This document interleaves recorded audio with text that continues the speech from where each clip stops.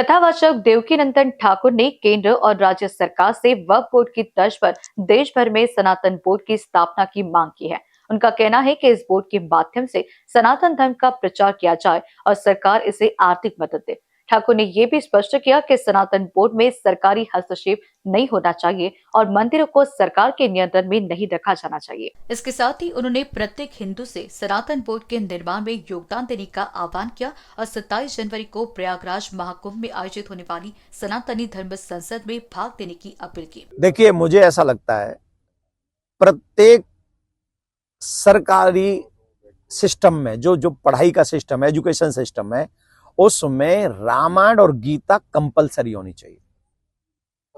First से नहीं, थोड़ा सा और आगे, जहां से उन्हें समझ आ सके।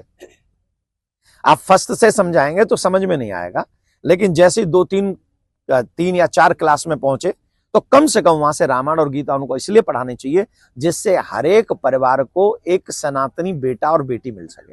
अगर रामायण पढ़ेंगे तो घर नहीं टूटेंगे, रामायण पढ़ेंगे तो बूढ़ी आंखों में आंसू नहीं आएंगे, अगर रामायण पढ़ेंगे तो भाई भाई को मारेगा नहीं, अगर रामायण पढ़ेंगे तो माँ कभी बच्चों से और बहू से दुखी नहीं होगी, अगर बच्चों को रामायण का ज्ञान दे दिया गया तो। प्लस मेरे को समझ में नहीं आया, कोर्ट में गीता की कसम खिला सकते हैं पर स्कूल में बच्चों को गीता नहीं पढ़ा सकते। ये कितना बड़ा दुर्भाग्य है। कभी कभी तो लगता है षड्यंत्र ही है हमारे बच्चों को संस्कृति और धर्म से दूर रखने का।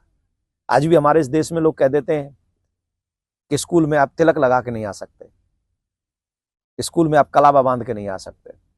और ये कौन कहते होंगे, आप समझ रहे हो क्यों कह रहे हैं? क्या उन्हें ये राइट है? अगर राइट नहीं है तो वो वर्क कैसे कर रहे हैं? कहीं स्कूल भी तो धर्म परिवर्तन कराने का अड्डा नहीं बन गए। हमें ये भी, समाज को भी जगना होगा, सरकारों को भी जगना होगा। पैसे भी दें, बच्चे भी दें और बच्चों का धर्म परिवर्तन भी कराएं, ये ठीक नहीं है। धन्यवाद। NBC न्यूज के लिए अभिषेक पांसी की रिपोर्ट।